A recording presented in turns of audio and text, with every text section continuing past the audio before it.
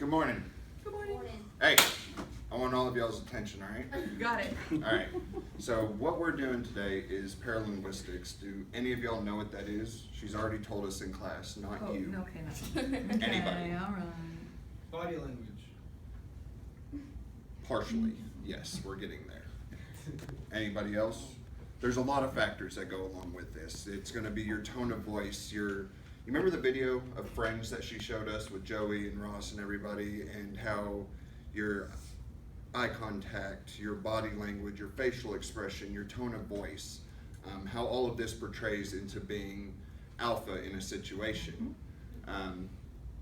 This is, I just lost everything. I was so confident in it. So what we're going to do today is we have a couple experiments that were done. We have some statistics that we've done. It's one of those things that if I were to come up here and kind of just cower down and, hey y'all, how are am I going to be acting alpha? That's obviously going to look like somebody that's cowersome down. Just along with what everybody else was saying in the previous presentations. Somebody told me a long time ago that when I walk, do not have my shoulders like this.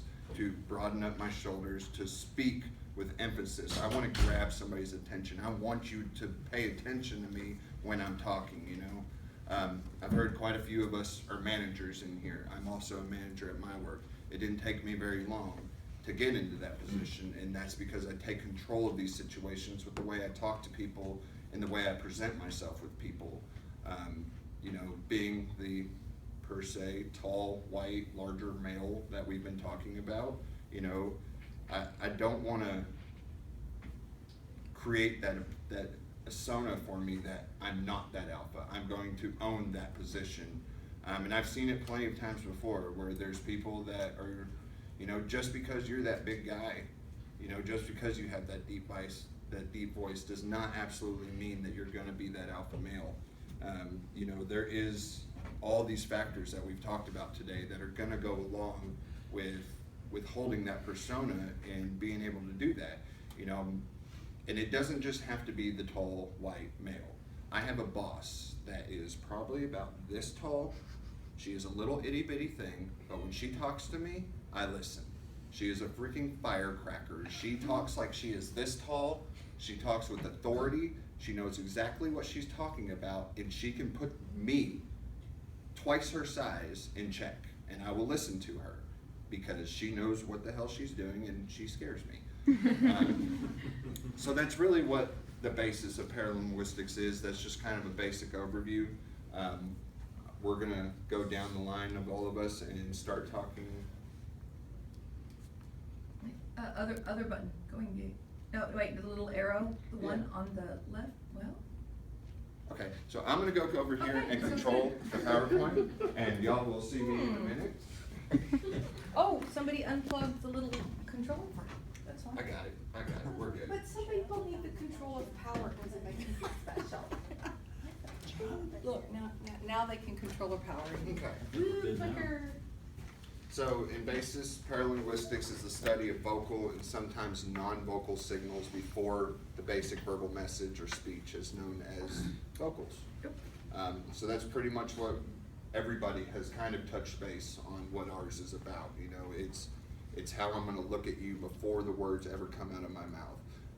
Here in a minute, we'll go in to show how much of what is actually said actually matters. It's a very minute amount. Yep. So, Tashi? Hello, I'm Tashi, and I covered the documentary Going Ape. With Going Ape, we talked more about beta and alpha. Normally when you think about alpha, you think of alpha male, like our man Spencer here. Bigger guy, strong voice, opposed to me, kind of tiny, I talk really soft, calm. But if I project my voice, I'll get more of y'all's attention. And then the way I carry myself, dressed up nice, so you'll double up, like, oh, hey, hi, how are you? Opposed to my usual, y'all probably don't notice me, I sit in the back, sweatpants, big hoodie, that's me. So that's more of the beta. You wouldn't really pay attention to them or take them seriously. But like today, dressed up, talking very loud, got y'all's attention. That's the way that you can be alpha female. And another way you're alpha female is not being afraid to ask for what you want and knowing what you want. So whatever that is, go for it. Tackle it. Don't let the bigger guy, like that dude there, get in your way or intimidate you in any way possible. Like, just do you. And now we're going to do an experiment of where my alpha-ness can somehow get you in trouble. Don't do this at home, okay? So we had them kind of go through and do these experiments, and I'm gonna play a couple different roles with a couple of them as pretending to be that other person on what was portrayed back to me. In this situation, I am going to be her boss. So without giving all of it away, it's just kind of gonna be one of those things you can kind of see how our point is along with this. So Tashi, I'm gonna go ahead and need you to go ahead and get your lunch break over with and get back here as soon as possible. No, I'm fine. You can go ahead and take your break. And then whenever you come back, just let me know, and I'll tell Steve that he can go. I'll go a little later on. Okay. You know, so it's real short and sweet to the point. But what just happened there was that she fought back with me. You know, she didn't let me be that dominant alpha male person. Just the simple point of fighting back, which we did do these experiments. She did this with her boss. You know, so it's one of those things that, you know, like she was saying, the short woman can be, you know, we have to, as a society and a population, we have to be able to change the way that we're looked at. And only you can change the way that you are looked at, you know. He's big, tall guy too, you know. She's short woman. They can have the exact same, she can stand above him. It's all about how she holds and presents herself. That's a little firecracker today. Yes, yes. So, All right, on to the next one. Everyone, Steve. How body language and micro expressions predict success. I've got a YouTube video for us real quick that we'll watch, about a couple minutes. If it'll play. Come on. This is how, okay, Please. look, that's pretty good. which one? Chrome I know is installed. There we go. Basically what this video is going to be is how a person reacts to certain events that are going on with Welcome facial everybody. expressions. And look around you and try to identify the leaders that are sitting around you. Who has the nonverbal communication of a leader? Can you see? So this is exactly what we did with predicting the outcome of the presidential elections in the USA by watching people's faces and how they react on what you say. We were actually analyzing the faces of the voters who were watching movies with Obama and Romney. Actually, they could do it with their smartphone as well. While they were watching Obama and Romney, we recorded their facial expressions, which showed us who they are going to vote for.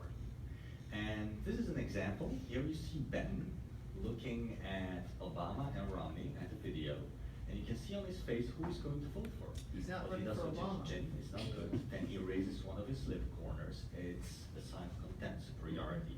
He's not going to vote for Obama. Then you see him laughing with Romney because Romney makes a joke. But he closes his eyes, and just after that, he raises again one of his lip corners. Again, a feeling of superiority, contempt. He's not going to vote for Romney as well. Oh. We're looking for micro expressions in that video. And your micro expressions, tiny facial expressions of half a second or shorter, they give away how you feel. Alright. It's your body language codes that can. And just like you saw in the video, so as he was going through looking at the presidential, who was elect, and trying to decide who he was going to vote for, you kind of noticed that he had that little smirk in his mouth, right? Shows that he's not going to vote for Obama, obviously, right? But when you went on to Mitt Romney, showed that, yeah, maybe I don't want to vote for this guy either, so he's a little content. He doesn't know who to. Basically, the video just explains how body language is used on how a person reacts to certain events through facial expressions and gestures. For an example, what this would be, the other day, I was at work. My boss came up to me and wanted me to do a project for him. He was making big, huge gestures on how to do this project, which was put up some signs in the back. Basically, he's very ordering. using projecting his voice, being very loud on how he wanted to do things. Took me out back, showed me how to do it, and we proceeded to do the project. Basically, that is how, with body language and micro expressions, predict success. He's going out and showing me what needs to be done, how to do it correctly, and what I should do to make sure that everything is done properly and to his liking. The next slide. Now for my experiment. With me working as a security officer, I usually deal with lost children. We call that a code pink. I've got Spencer here, who's going to be my child, a very tall child, you know, and he is going to be a lost child that's in the water park, and I'm going to help him find his mom. Mom? Dad? Sir? I can't find my mom or my dad. Okay, I'm a security officer. I'm here to help you. Where's the last place that you saw him? I got on the slide and, Okay. and I came down and I don't know where they're at. Okay, great. So they got on the slide. Well, let's go to the very end of the slide and see if we can find him. How long ago did you see him? Like, I don't know, just a minute ago. Just a minute ago? All right, well, let's go wait on the bottom of the slide. I'll make sure that you're, you know, do you need anything? You want to go get a drink? No. You need a towel? Or are you cold? No, I'm fine. Okay, well, let's go over to the side, wait for your parents to come down, and then hopefully we can get you guys reunited, and we can go get you something to eat, okay? How does that sound? Is that good? Yeah. All right, here, come here. Here, hold my hand, come on. Let's go over here.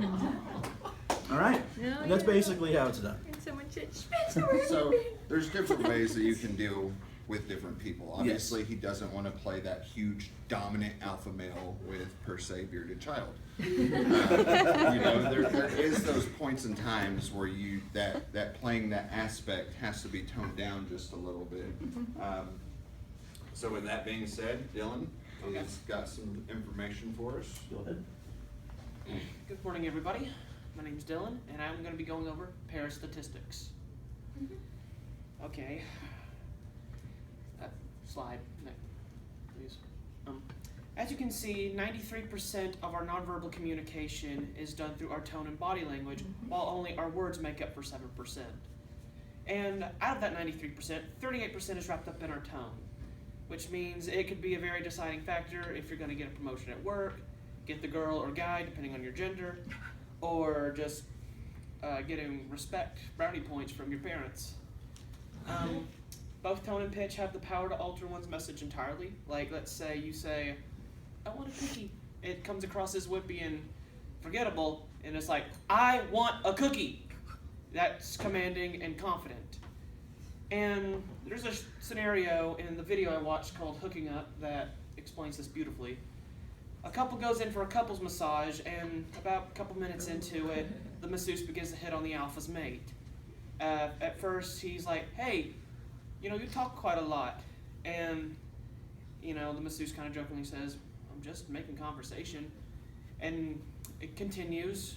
The alpha gets really upset. He finally gets up from his massage table, puts his shoulders in a broad stance and says, "Hey, what do you think you're doing?"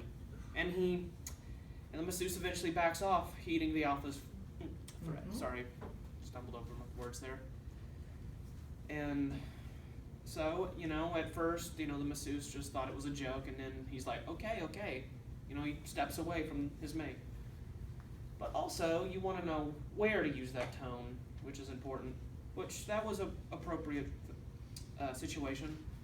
But later in the video, there's an experiment showing two sets of guys. One is referred to as chimps, and the other is referred to as the bonobos. And the chimps, you know, they're a little too outgoing. They come into this club full of women, and they start making all these lewd sexual conversations. The women feel very standoffish about it because it's invasive, aggressive. You know, of course they're saying it in a casual tone, but it's how they're using it. You know, they just keep hitting on them, and finally the women push them away, which ultimately results in failure and humiliation beyond belief.